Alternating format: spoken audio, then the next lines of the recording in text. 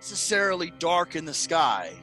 And now this fog is kind of rolling in. And as the fog rolls in, you can tell that your fire in the middle of the group is kind of getting lower. So the campfire is kind of dwindling a little. So you go over there and you start messing with the fire. You get it kind of up and going again. And then your watch ends. You don't see anything else other than that. But you do notice that the fog seems to be getting thicker. Maybe not necessarily higher up, but it is thicker, more denser at your feet. Who wants to do the next watch? I will. Awesome. Go ahead and roll. I got a 14. Oh, snap. Okay, that's really good, actually. Woohoo! All right, so you get on your watch, you wake up, and you're like, hey, Corball, man, when I fell asleep earlier tonight, it wasn't this crazy. And he's like, Corball tells you, yeah, I mean, this weird mist has been coming in. It's really cold, but, I mean, nothing's come out. In that moment, as Corball is kind of relaxing by the fire, he's trying to go to sleep, but he's still a little bit on edge. You distinctly, with your 14 roll, hear whispers go through the trees.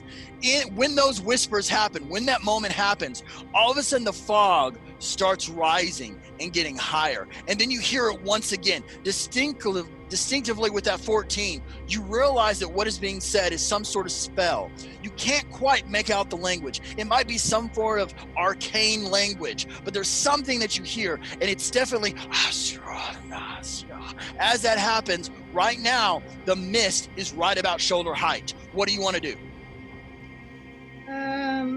Let's do... I can't see. The mist is over my head. Okay, so Longholes, he gets up in this moment. And he's like, what is going on? He starts freaking out. All right, what else?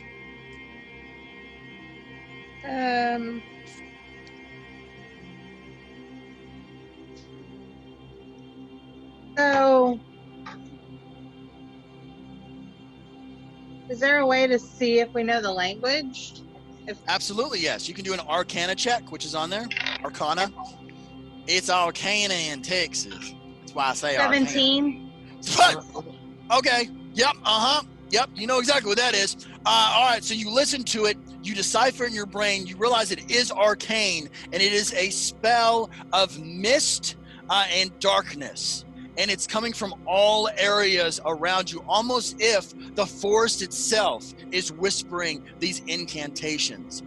Because you rolled that, you realize that this is typically always used as a spell from your... Actually, you know what? Let's do this. Before I tell you this little piece of information, I want you to roll a history check. I don't want to tell me. So roll a history check. Tell me what you got.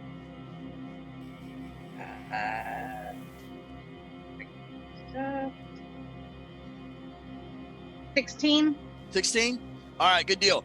You roll a 16, and you realize from growing up and understanding and having conversations that this spell is used typically during assassinations, during times where there's ambushes, during times where something crazy is about to go down. This spell is used, and it's typically used by a particular group of assassins in the realm.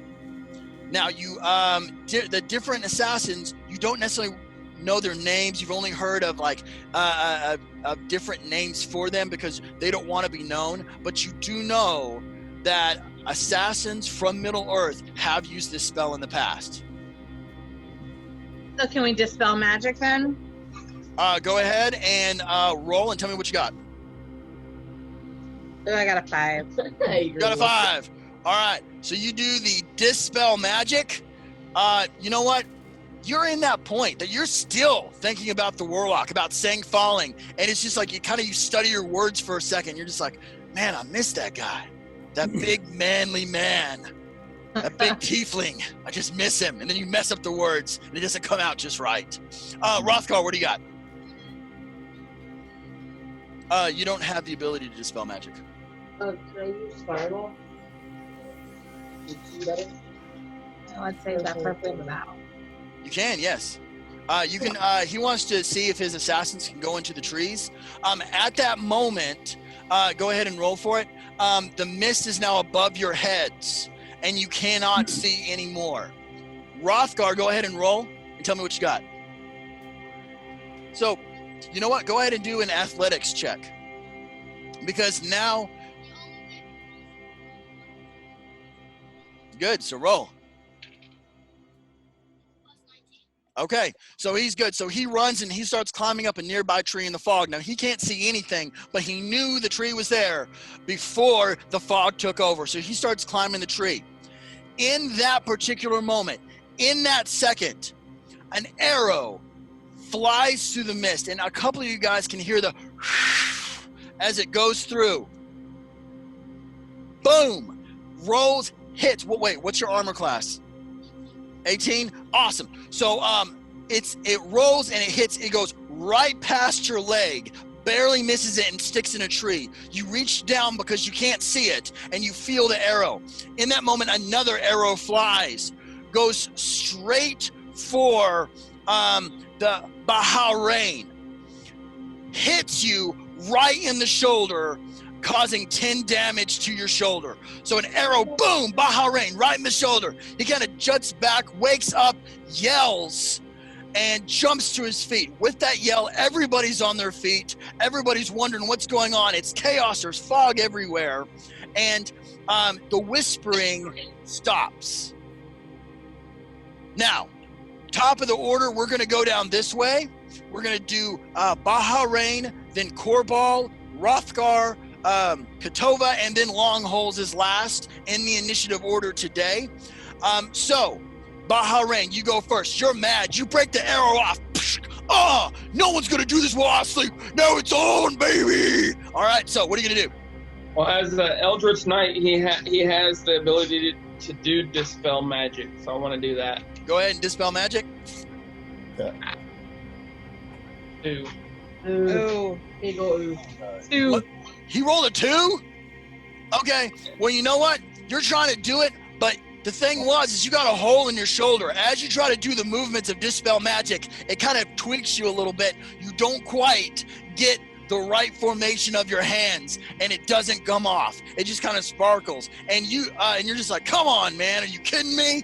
All right. So that is your first attack. I believe you have, is that 3 attacks? Is that correct? Yes. Good. All right. So that was attack 1. What do you want to do on number 2?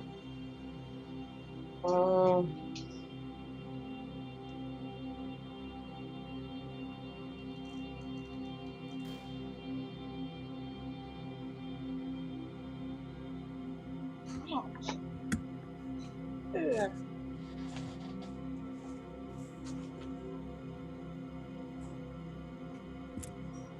I'm kind of lost. I don't know. Okay.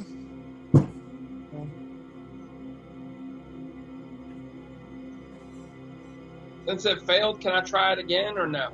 You cannot. No, you've used that spell. All right. So you'd have to use one of your weapons abilities or another one of your spells. You can use one type of spell per day. All right. Well, I mean, the problem is that we don't know what we're going against. So Exactly. So let's go ahead and do a perception check and see if you can see anything through the fog. As the fog is going back and forth, and you can tell, which is very interesting, all you guys notice that the fog seems to be kind of like flowing circularly, kind of clockwise around your particular characters. I got a 17. 17. All right, perception.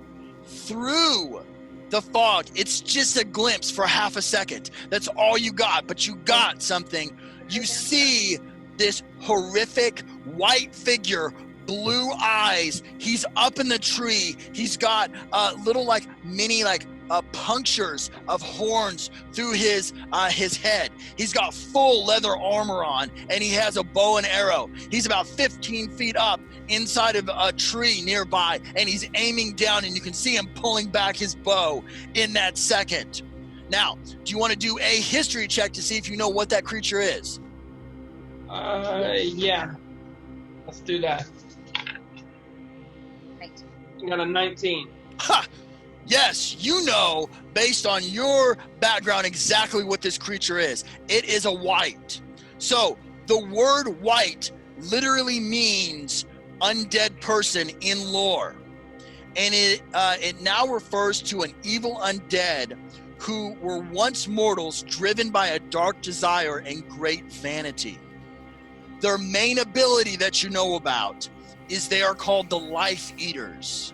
They come from cold regions of Middle Earth, high in the north. So it's kind of confusing to you why he's so far south of Bree. Neither dead nor alive, a Wight exists in a transitional state between one world and the next. The bright spark it possesses in life is gone, and it is placed for a yearning to consume that spark in ever living thing in front of it.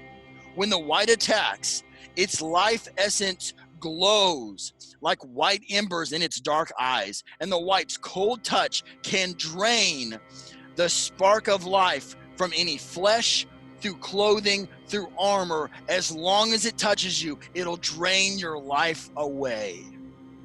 All right, so that's what you remember. That's what you know. It's dangerous. We're playing the best example of a Wight. If anybody's playing Game of Thrones, those are the guys on the other side of the wall. All right, that's what we're fighting against. All right. Okay.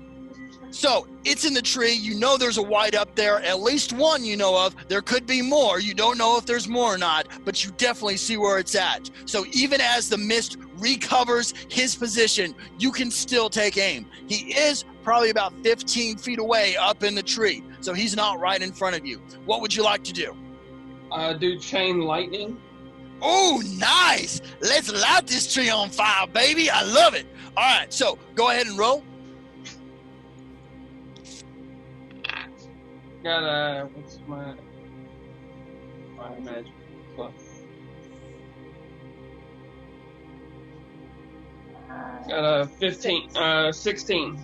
16. All right. So with the 16, you send down the lightning. The lightning blasts through that tree. You see the tree explode, pieces of wood flying past you as you're going back and forth, dodging the pieces of wood. Long holes. Thank you so much for being so short. This big, huge tree goes straight over your head. All you feel is wind, and you're like, huh, right? As the pieces go past, the fog clears for just a second, and you can see that this Wight is flipping in the air from one tree to another. And as he touches the tree branches of the other tree, all the mist covers back over, and he disappears from sight once again.